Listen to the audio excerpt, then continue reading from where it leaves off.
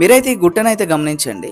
ఇదైతే మీకు సాక్షాత్తు వెంకటేశ్వర స్వామిని చూసినట్లే ఉంటుంది. ఇది ఎక్కడ అనుకుంటున్నారా? తిరుపతికి వెళ్ళే మార్గంలో, తిరుపతి నుంచి మేమైతే కాణిపాక వెళ్ళే మార్గంలో ఈ గుట్టనైతే గమనించడం అయితే జరిగింది. మేమైతే మా తిరుపతి ట్రిప్‌లో ఇలాంటి ఎన్నో అద్భుతమైన దృశ్యాలు, చాలా విషయాలైతే తెలుసుకోవడం జరిగింది. అలాంటి కొన్ని విషయాలు మీకు ఈ వీడియో ద్వారా అయితే అందించడం అయితే జరుగుతుంది. మీరైతే ఈ వీడియోని పూర్తిగా చూడండి. చాలా చిన్న వీడియో. ఈ చిన్న వీడియోలోనే మాకు తెలిసినంత వరకు మీకైతే ఇన్ఫర్మేషన్ అయితే ఇవ్వడానికైతే ప్రయత్నం అయితే చేస్తూ ఉంటాము. మామూలుగా తిరుపతికి వెళ్ళినాక మనమైతే మొదటగా చూసేది షెల్టర్ కోసం అండి. షెల్టరు అది ఏ విధంగా ఉంటుంది, అక్కడ రూమ్స్ దొరుకుతాయా లేదా అనే ఒక టెన్షన్ అయితే ప్రతి ఒక్కరికైతే ఉంటుంది. మాకు కూడా అదే విధంగా ఉండేది. మేమైతే గుట్ట కింద అయితే మేమైతే విష్ణు నివాసంలో ఉండి అక్కడ ఫ్రెష్ అప్ అయితే అయ్యి అక్కడ నుంచి అయితే మేమైతే కాణిపాకకు అయితే వెళ్ళడం జరిగింది. అదే రోజు నైటు మేమైతే ఈ బస్సు ద్వారా గుట్టపైకి అయితే రావడం అయితే జరిగింది. గుట్టపైకి వచ్చిన తర్వాత ఇక్కడైతే చాలా వెయిటింగ్ హాల్స్ ఉంటాయి. అక్కడికైతే మనము మన ఆధార్ కార్డుతో వెళ్ళాల్సి ఉంటుంది. ఒక 4 మెంబర్స్ ఉండే విధంగా 50, 150, 100 ఈ విధంగా అయితే రూమ్స్ అయితే ఉంటాయి. కొన్ని 3 మంత్స్ బిఫోర్ బుక్ చేసుకున్న రూమ్స్ వాళ్ళకైతే డైరెక్ట్ అయితే వాళ్ళు బుక్ చేసుకుంటారు కాబట్టి వాళ్ళైతే డైరెక్ట్గా వెళ్ళి వాళ్ళ రూమ్కి అయితే వెళ్ళొచ్చు. కాకపోతే మనలాంటి వాళ్ళు మాత్రం ఇక్కడ వెయిటింగ్ అయితే చేయాల్సి ఉంటుంది. ఆ వెయిటింగ్ ప్రకారం అయితే దాదాపుగా అందరికైతే రూమ్స్ అయితే దొరుకుతాయి. దొరకకున్నా పర్లేదు, ఇక్కడైతే షెల్టర్స్ అయితే చాలానే ఉంటాయి. మేమైతే ఈ విధంగా అయితే రూమ్ అయితే తీసుకోవడం అయితే జరిగింది. మాకు అక్కడైతే ఒక టోకెన్ అయితే ఇవ్వడం జరిగింది. ఆ టోకెన్ పట్టుకొని ఇక్కడికైతే రావడం జరిగింది. మీరైతే ఈ రూమ్ అయితే చూడొచ్చు, చాలా నీట్గా ఉంది. ఇక్కడైతే ఒక రోజుకైతే 100 రూపీస్ అయితే ఛార్జ్ చేస్తారు. మేమైతే 2 డేస్ అయితే ఉండడం అయితే జరిగింది. ముందే డిపాజిట్ అమౌంట్ కూడా తీసుకుంటారు. మనకైతే డిపాజిట్ చేసిన తర్వాత మనకైతే ఒక టోకెన్ అయితే ఇస్తారు. ఆ టోకెన్ పైన మనకు కేటాయించినటువంటి రూమ్ నెంబర్ అయితే ఉంటుంది. మాకైతే కేటాయించిన రూము 81. మేమైతే రూమ్లోకి వెళ్తున్నాము. మీరైతే రూమ్ని అయితే గమనించవచ్చు. మేమైతే 4 మెంబర్స్కి అయితే ఈ రూమ్ అయితే తీసుకున్నాము.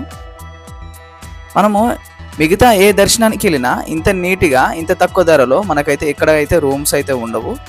మీరు ఇక్కడ ఈ రూమ్ని అయితే చూడండి, చూడడానికి అయితే చాలా బాగుంది. టాయిలెట్స్ కావచ్చు, ప్రతి ఒక్కటి అయితే చాలా నీట్గా అయితే మెయింటైన్ చేస్తున్నారు.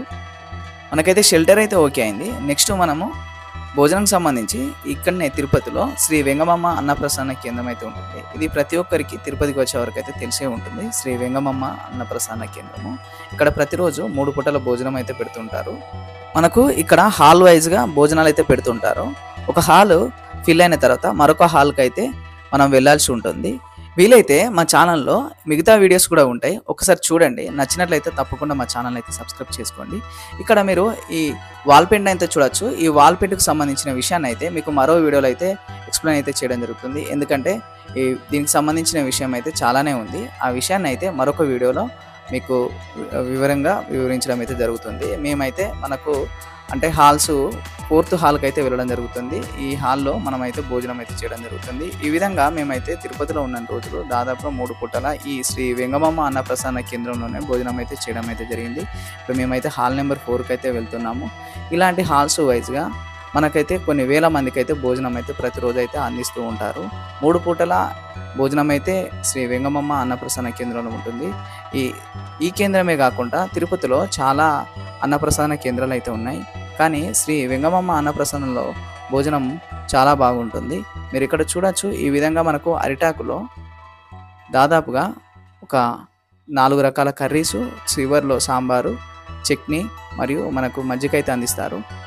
ఇక దర్శనం విషయానికి వస్తే మేము ట్రైన్ దిగిన తర్వాత విష్ణు నివాసంలో అయితే ఉండడం జరిగింది. విష్ణు నివాసంలోనే మనకు ఎస్ఎస్టీ టికెట్స్ అని ఇస్తారు. అక్కడనే మేమైతే టికెట్స్ అయితే తీసుకోవడం అయితే జరిగింది. మాకు దర్శనానికి అయితే కేవలం 3 అవర్స్ మాత్రమే పట్టింది.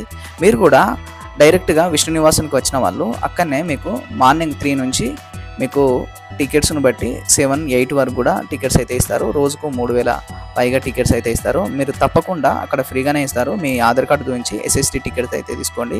ఎస్ఎస్టీ టికెట్ ద్వారా మీరైతే దర్శనం అయితే చాలా ఈజీగా అయితే అయిపోతుంది. ఆ తర్వాత మేమైతే మా దర్శనం పూర్తయిన తర్వాత మేము షాపింగ్కి అయితే వెళ్ళడం జరిగింది. ఈ షాపింగ్ కాంప్లెక్స్లోనే మనకు కావాల్సినటువంటి అన్ని రకాల వస్తువులు అయితే దొరుకుతాయి. ఫొటోస్ కానీ దేవునికి సంబంధించినటువంటి మీరైతే ఏదైతే ఇంటికి తీసుకెళ్లాలనుకుంటున్నారో అవన్నీ అయితే ఉంటాయి.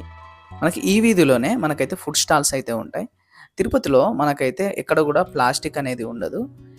మీ దర్శనం పూర్తయిన తర్వాత గుట్టపైన చూడదగిన ప్రదేశాలు మరియు కొన్ని దైవ దర్శనాలు కూడా ఉంటాయి. వాటన్నిటైతే తప్పకుండా చూడండి. వాటిని చూడడానికి ప్రైవేట్ వెహికల్స్ కావచ్చు, ఆర్టీసీ ద్వారా కూడా మనం తక్కువ ధరలోనే చూడడానికైతే అవకాశం అయితే ఉంటుంది.